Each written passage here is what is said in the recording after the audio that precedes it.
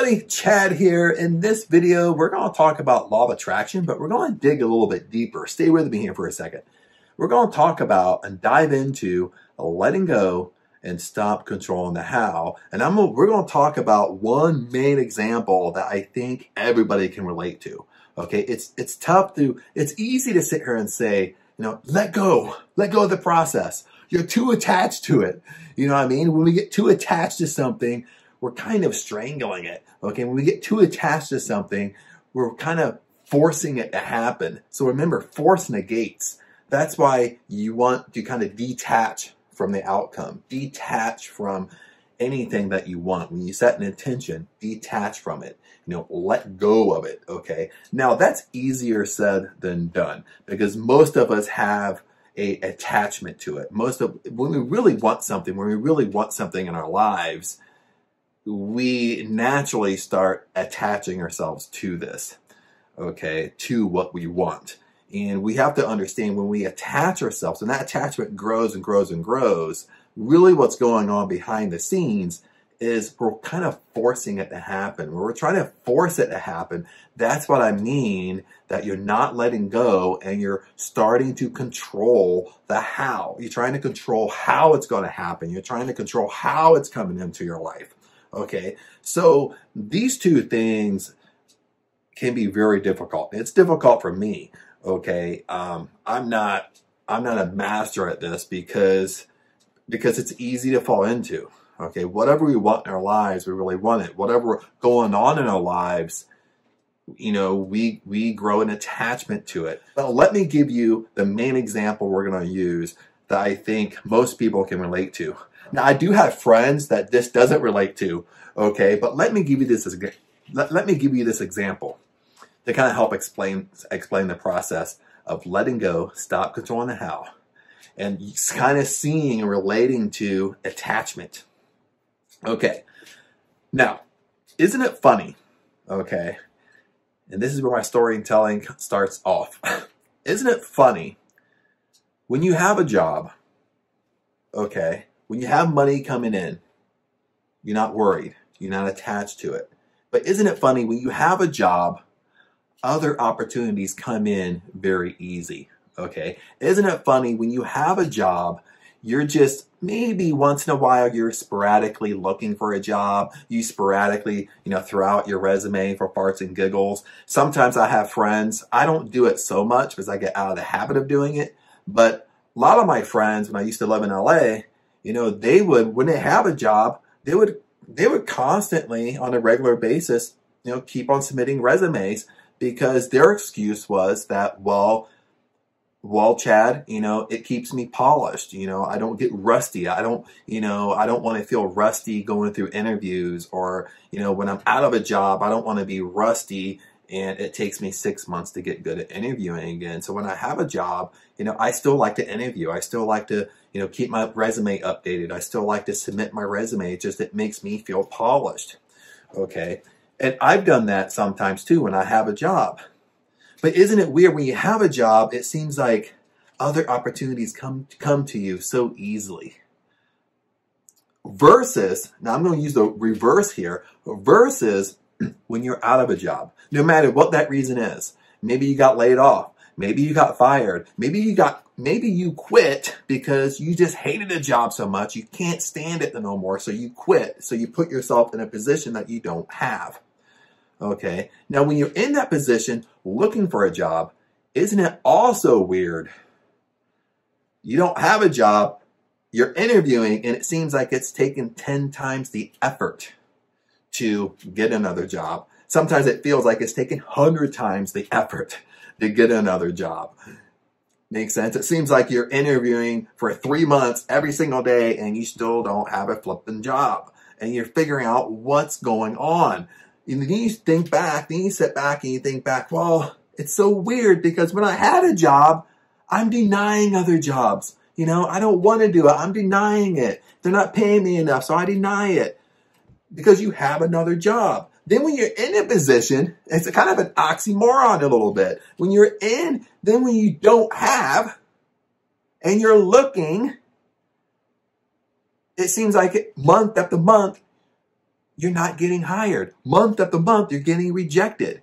And it takes 3, 4, 5, 6 months just to get another job. Isn't that weird? Okay. Now, have you been in that situation? Okay. Think back. Have you been in that situation? Now, in this example, this is a really nice example of letting go and stop controlling the how.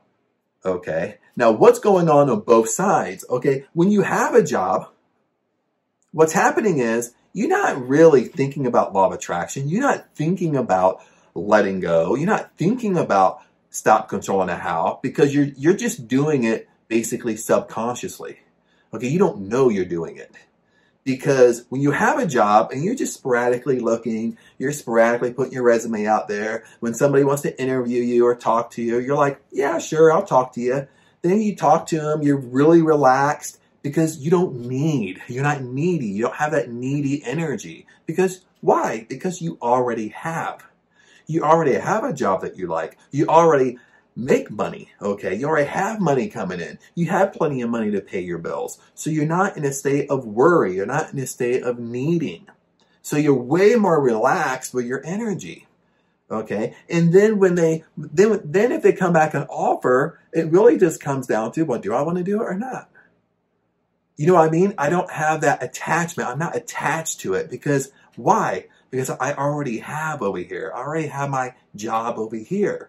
So since I already have my job over here, I didn't grow an attachment to interviewing or to this job that may change my life. Does that make sense? I didn't grow that unhealthy attachment. I basically subconsciously just let go of the process because I don't need. Okay, I stopped controlling the how because, again, I don't need, okay? I'm kind of just doing it just to do it. And my attitude is, well, if a better opportunity comes up, maybe I'll take it, maybe I won't. If they pay me more money and it's enough money to actually jump or quit my other job or put a notice in my other job, then I will. If not, it's not a big deal because I still have a job and I'm still making money. See, that's your mind frame. That's why when you're in that mind frame that you don't need, that's why other opportunities come to you. And it seems like that it comes to you so easily because you don't need. You don't necessarily want. You don't have to have. Make sense? Then when you flip it, okay, when you flip the story where you do need, I am looking for a job, okay, because I don't have a job. Okay, what happens is when you don't have, you don't have money coming in. Now, you may have a savings, but if you're like me, I have a savings, but I don't like to touch it. You know what I mean? Like, if I start touching my savings, no matter how much I have in there, no matter when I start touching my savings, I start feeling anxious. I do. Like, worry starts to creep in. I start almost feeling sick to my stomach a little bit when I start thinking like I gotta touch my savings because I mean, of course, you need to still pay your bills and still pay living expenses and stuff like that. So no matter money is still there, I grow anxious because I'm touching my savings. Maybe you're like me, maybe you're not. Okay. But when you're looking and when you need, you automatically get this needy energy, especially if you don't find a job fast enough. Okay. You don't find a job fast enough. After 2-3 weeks pass, or maybe after that first month passes, worry starts to creep in. You start getting a little bit nervous because you got to pay bills. Maybe you have kids. You're married. You have other responsibilities that you got to do. You know what I mean? Maybe it's just not yourself you're taking care of or providing for. So, there's other responsibilities that creep in. And it's very easy to, all of a sudden, you grow an attachment to finding this job. That's all you think about is job searching. Then when you have an interview, you're so attached to it, thinking like, I wonder if they like me. Wonder if I said the right thing. Okay, did I piss them off through the interview? Did I sound angry? Did I answer the questions right? You know what I mean? You start like over analyzing all your actions. Okay, because you're in that state of needing. Okay, you're growing an attachment, but you're growing an unhealthy attachment. Okay, remember, as you need that energy you're putting out to the universe that you need, remember that needy energy means that you don't have. Okay, the energy you're putting out to the universe is, I don't have. I don't have enough money. Okay, I don't have a job. Okay, so that starts growing that unhealthy attachment when you should just be letting go. Okay, so that's why I always say when that unhealthy attachment grows, remember, you're trying to force it to happen. You're trying to force things to happen, and you just naturally grow into, you just naturally do, you're not letting go. You're so attached to it. Okay, you're trying to force things to happen. When you don't let go, you're starting to control the how. Okay, you're trying to force, you kind of trying to force different directions, trying to force it to come to you. You're not just letting go and let it come to you, okay? Because, when you talk about the law of attraction, and I'm giving you this example, is, it's very easy to talk about it conceptually, okay? Anybody can sit here and talk about it conceptually. Anybody can sit here and say law of attraction is easy, say the steps are easy. Anybody can sit here and say, well, Chad, all you have to do is let go. All you have to do is stop controlling the how. Okay, it's easy to give people, it's easy to give others advice, okay, to make it sound like, oh, but when somebody needs, okay, that's a whole different story. Makes sense? Because you have the worry creep in, you have doubts creeping in, okay, worry and doubt. When they kind of come together, it creates fear in your mind. Sometimes fear is crippling. Fear creates anxiety, and that's the energy you're putting out to the universe. Okay, and this is why mastering your mind, mastering your emotions, can be very difficult when you're in these certain situations. Okay, it's easy for me to say, oh, just let go, stop controlling the how. Okay, but when you really want something, when you really need something, you grow attached to it. It's hard to let go. You might tell other people you let go, but secretly you're still attached to it. And that's why lots of times when you don't have it, going back to my example, that's why lots of times, okay, when you have a job, you just naturally let go because you already have. You don't need. You already make plenty of money. You don't need it. You have enough money to pay your bills, so you don't need it. So when you interview sporadically, you're going at it like with an I don't care attitude because, well, I don't care if I sounded rude on the phone or not. If they're wasting my time, I might just say, hey, look, I think I'm the wrong fit for the job. So, I just, cut this interview short and let's just move on. I might talk like that when I already have another job I don't need. I might, if they piss me off on the phone, I might just say, hey, look, I don't like your attitude on the phone. I think, if I come over here, I think you're going to be a horrible person to work with. Let's just cut it, let's just cut it where it is and move on. No hard feelings, but that's it. I might act like that on the phone because I'm coming from more knowing what I want. Okay, because why do I do that? Because I already have over here. Makes sense? It's easier to do that when I already have money coming in. I already have a job. My bills are already paid. It's easy to do that. So I'm not attached to it. You see what I'm doing? If they offer me a salary, I'm going to negotiate with them 100%. Why? Because I already have a job over here. I'm not just going to jump at the first offer because I already have. I don't care. I don't care if they come back and say no because I already have a job over here. You know what I mean? So if they come back with a low salary, I'm going to say, well, no, I can't do it because I'm making this over here. So why would I jump? You know what I mean? And if they say, well, that's our salary, I say, well, I'm sorry, but I can't do it. There's no attachment there because I have a job over here. I don't need. Make sense? If I'm making 80,000 over here at my job and this new position offers me 85,000, I'm going to say no. I'm going to say, well, no, because I'm already making 80,000 over here. So what if you pay me $5,000 more a year? I mean, it's eating up my taxes anyway, so I'm not making any more money. So I don't mind saying no because I already have. Okay, I'm not attached to it. I'm not attached to the outcome.